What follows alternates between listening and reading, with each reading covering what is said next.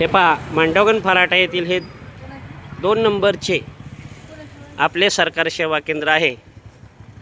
या ठिकाणी मात्र शुकशुकाट आहे। या ठिकाणी आधार कार्ड लिंक अथवा होते की नाही याबाबत आपण माहिती घेणार आहोत।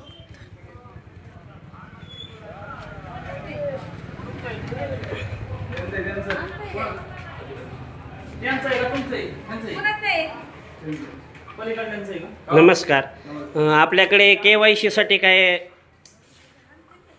आधार कार्डची सध्या जी ह्या ठिकाणी झुंबड उडालेली आहे, तर त्यासाठी आपल्याकडे आधार केंद्राची काय योजना आहे का?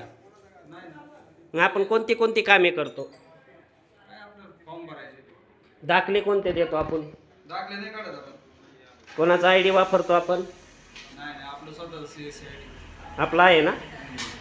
दुसऱ्या जण का तर सध्या मांडवगण फराटामध्ये तुमच्या माहितीनुसार किती केंद्र चालकांची नोंद आहे असं असू शकतं? नाही सांगता येणार. आपली नोंद आहे ना? हे पहा, यांनी दिलेली माहिती या ठिकाणी मात्र गर्दी नाहीये। असंच आपण प्रत्येक सेंटर चालकांकडे जाऊन माहिती घेणार आहोत।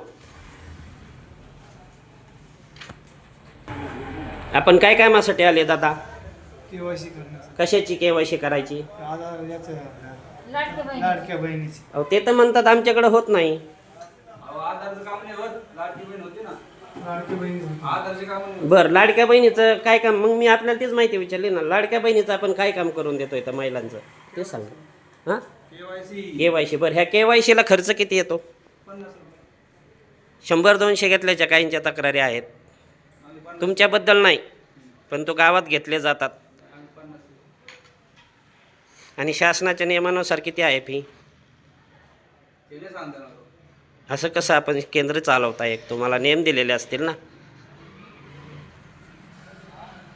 किंवा 10 रुपये घ्या, 20 रुपये घ्या, घेऊ नका, किंवा सो खुशीने काय द्यायची ते द्या, काय घ्यायची ते घ्या, असं काहीतरी सूचना असतील ना मीटिंगमध्ये। हे पहा, त्यांनी फी सांगण्यास आपल्याला नकार दिलेला आहे। आता आपण वागेश्वर आपले सरकार सेवा केंद्र आधार सेवा केंद्र 3 नंबर या सेंटरला भेट देत आहोत।